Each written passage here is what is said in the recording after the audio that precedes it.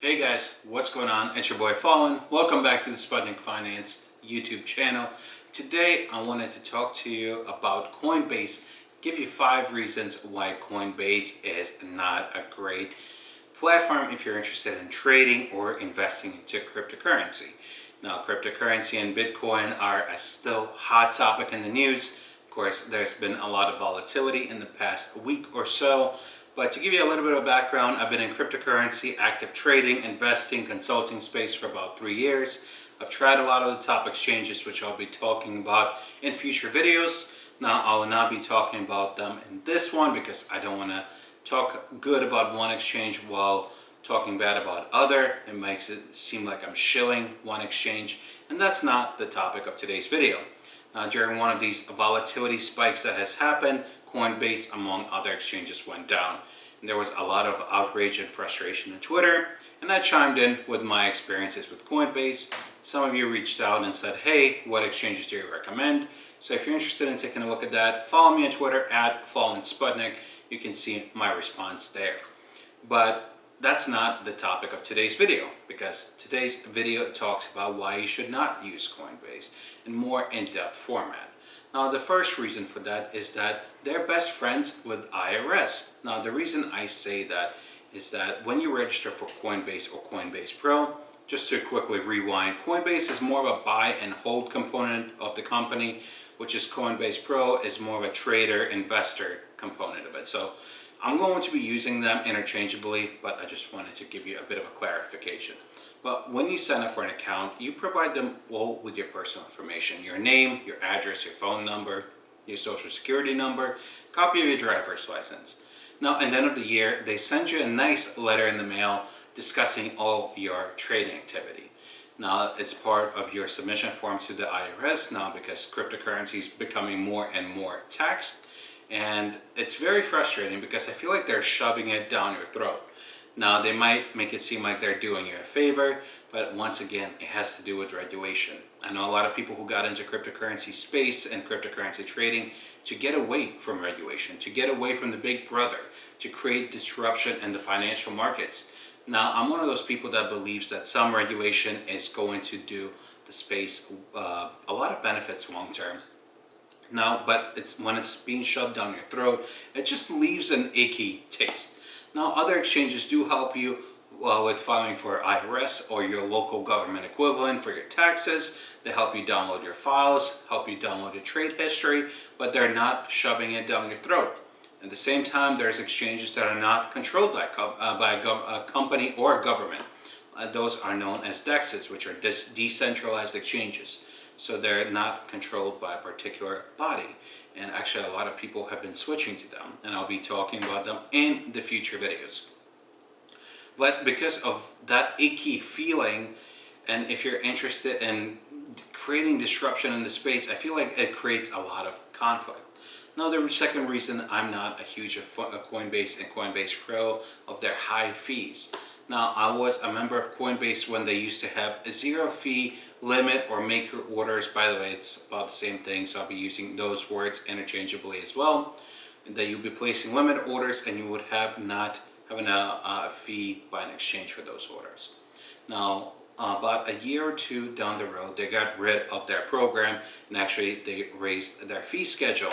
Now, they do still have fee discount programs. Now, those are mostly created for institutions or organizations, funds, very large individual traders, but for an everyday investor or trader, they don't have a lot of benefits.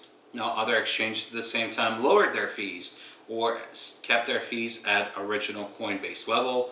There's plenty of exchanges that have 0 fee limit or maker orders. So there's lots of great competition. And I think competition drives innovation, and that's how overall the ecosphere gets better. Now, that's the thing, is that if you're not interested in or not worrying about fees, that not be a thing of concern for you, that's fully understandable. Now, the third thing I don't like about Coinbase is that their limited number of coin pairings and coins that you can buy or sell or trade. Now, I was a member of Coinbase when there used to be only a few coins in it. It was Bitcoin, Bitcoin Cash, Litecoin, Ethereum, Ripple, and maybe Monero or Zcash, one of those two. but you guys get the idea. It was about 5 or 6 coins. Now, of course, they grew since then. They removed some coins after adding them for a little bit, but there's exchanges that have dozens, if not hundreds of coins more. Now, do I support that every single coin under the sun should be on every single exchange? No. If you look at CoinMarketCap or any sort of coin comparison website, you would see that there's thousands of coins out there. Now, there is exchanges that have over 1,000 coins, which I think is a little bit ridiculous. But I understand that business model as well, especially for smaller projects that they want to create some volume behind them. They pay a small fee to an exchange, they get a listing, and people start trading it. I fully understand that mentality as well. But if you're interested in having a wide variety of coins, there is plenty of other exchanges that have mass volume of coins and pairings for you to trade.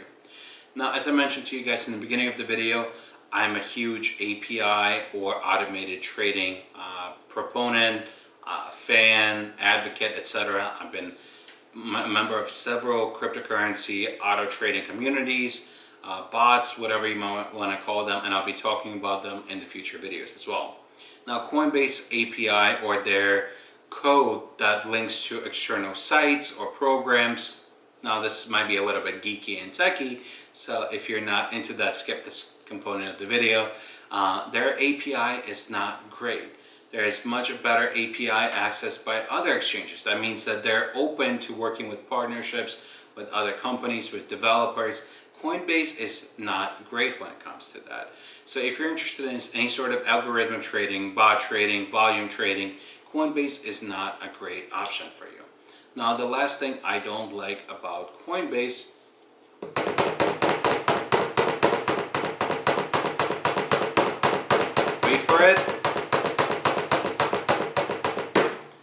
is there are limited ways to do orders. Now, there's lots of exchanges that have very complex order types. You can do options, you can do calls, you can do puts, you can do margin trading, you can do all sorts of complex orders on them. And that's one of the reasons why people go to an exchange. It gives them unlimited numbers of options and orders out there in the market. Now, Coinbase is mostly focused for individuals who are just getting into cryptocurrency markets, or maybe just getting into trading, and they have very simplistic design, simplistic order execution. Now, does that mean it's just all bad? No. If that's what you want, if you want to have very basic options out there and very user-friendly options, Coinbase is great for that. And actually, that ties into the next video I'll be shooting. I'll be giving you guys 5 reasons why Coinbase is a great platform and why you might consider using it. Now, this is just my feedback, my experiences with it. Now, where do I stand with Coinbase right now? I do not plan on using Coinbase effective last year at some point. That's when they fully increased their fees. They screwed up their API again. They started adding coins for a little bit and then pulling them off. It's just not a bowl of soup for me. Now, like I said, I know plenty of people that have used Coinbase before, especially for individuals in the United States. Like I said, if you enjoy Coinbase, I'm just one person. I'm giving you my opinion. I'm giving you my experience. I'll be talking about some of my other Coinbase experiences in future videos. But let me know what your Coinbase experience has been like. Do you like Coinbase? You don't like Coinbase? Are you in a territory that even supports Coinbase? Because once again, being regulated cryptocurrency exchange, there's certain territories Coinbase cannot do business with. Let me know all your thoughts and opinions about Coinbase, about cryptocurrency, about trading, anything I talked about in the description of this video. Now, I appreciate you guys considering clicking that subscribe button if you like these kind of videos, so you can be notified when the next one drops. And if you want to be the first one that watches the video, click that bell notification so you can be part of the notification squad.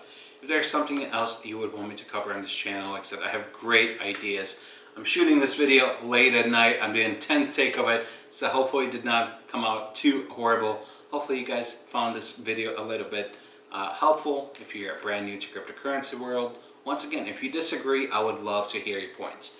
I'm not saying that my word is the cryptocurrency world. I'm still learning, like many of you. Hopefully you might have learned something from this video. Anyways, guys, I appreciate you guys sticking around, and I'll see you all in the next one.